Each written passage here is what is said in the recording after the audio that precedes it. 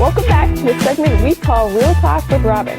Robin Gwaltney is from the Gwaltney Group, and this is a local, trustworthy real estate team. And this segment is all about topics, issues, information local homeowners, buyers, sellers need to know. Well, thank you, Robin, for coming in on this beautiful Thursday.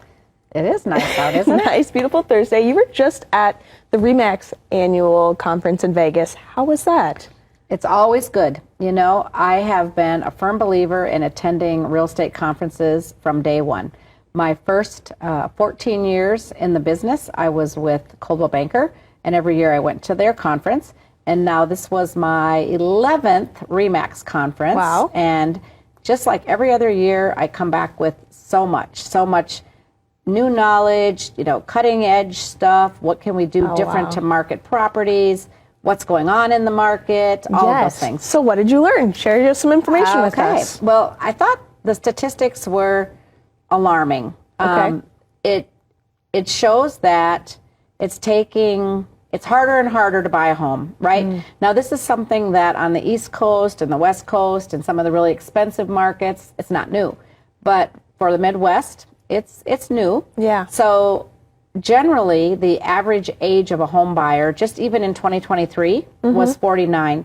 And that number in 2024 raised to 56. Wow. Yeah, it's quite a big jump. Alarming. Yeah. And another thing I thought was a little sad was that in 2023, 33% of first-time, or 33% of home purchases were for first-time home buyers, and that number dropped to 24%. Oh, no. So only 1 in 4 home buyers essentially was a first-time home buyer. So, you know, that's a number that we don't want to see decline. And the average age of a seller in 2024 was 63 years old. And I think that's an easy one for me to explain. Okay. Interest rates a few years back, you know, after COVID just dropped so low that everybody who bought a house then locked in at these 3-point-something% interest rates. Everybody who already was in a home refinanced.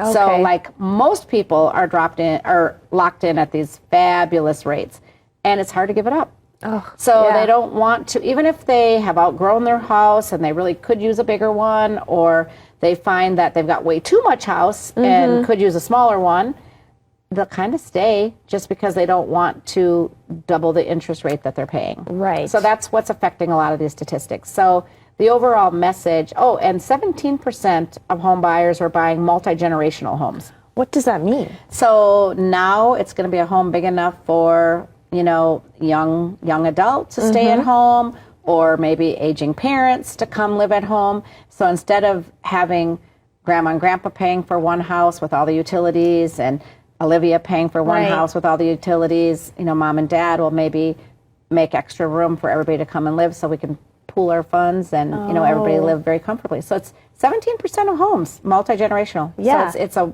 kind of a wave of the future, I think. Yes. And so what do these numbers mean for our market? Good question. I think that overall, Rochester isn't affected as much because we are very much Mayo Clinic centric, right? Okay. So our home buyers are almost always one person in the family is affiliated at Mayo. All right. Sometimes they're here for their career. They're going to be here forever. Yep. Sometimes they come to do a residency or a residency plus fellowship or just a fellowship. And so they know they're coming for a short time and then leaving. So it's not like they can say, oh, you know, I just took a new job in San Diego, but geez, my interest rate's so good here, I think I'll just live here. No, it's not going to work that way, right? So, I mean, there are certain things that people are still going to sell their houses for, but it just showed us that overall, you know, the big picture, home buyers are older with more money, because if we're seeing more and more cash deals, and sometimes those cash deals aren't really like I've got the cash in the bank, right? Sometimes it is I have the cash in a retirement account,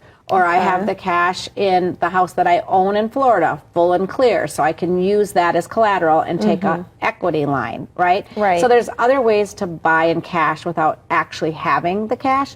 And so when the market gets competitive and there's 3 or 4 buyers trying to buy one house, if somebody can come in and say, well, I know we're paying over what it's probably going to appraise for, so I'll use cash, and then there's not an appraisal, and then my offer becomes stronger. So there's so many things to know, both when you're that buyer trying to buy the house, trying to compete, that's where I come in, right?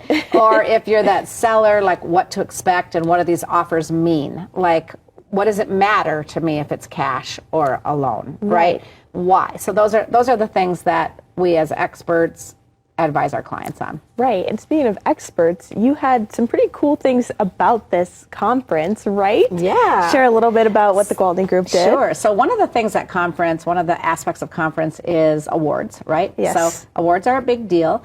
There are hundreds of thousands of RE/MAX agents across the country, across the world, actually. Wow. It's an international big company. deal. But the awards that we won were based on U.S., all right? Okay. So in the United States, we actually ranked number 39. Wow. So in the top Robin. 50 teams. Wow. And I mean, that's pretty impressive considering that we're competing against like all the East Coast, West Coast, high ticket number transactions, right? So I'm pretty excited about that. Very, very proud of my team. And I think that this kind of sums it up. This says it all, Libby. Okay. What they told us, that they did a survey of home buyers across the country and said, what is the most important thing to you when it comes to finding a realtor? Overwhelmingly, the number one response was somebody with a good reputation. Yes. And then the second thing was somebody we can trust. So basically, somebody with a good reputation, Yes. somebody you can trust, we're here for you. And that's you. And so how do we get in contact with you? Absolutely. Please feel free to call me on my cell phone anytime. That number is on the screen, 507-259-4926. Feel free to contact us through our website. We will definitely answer, or if we can't, we'll get back to you quickly. Awesome. Well, thank you so much, Robin, for coming in again on a Thursday, and I can't wait to see you next Thursday. Thanks. Yeah. We'll be back with more Midwest Access after this.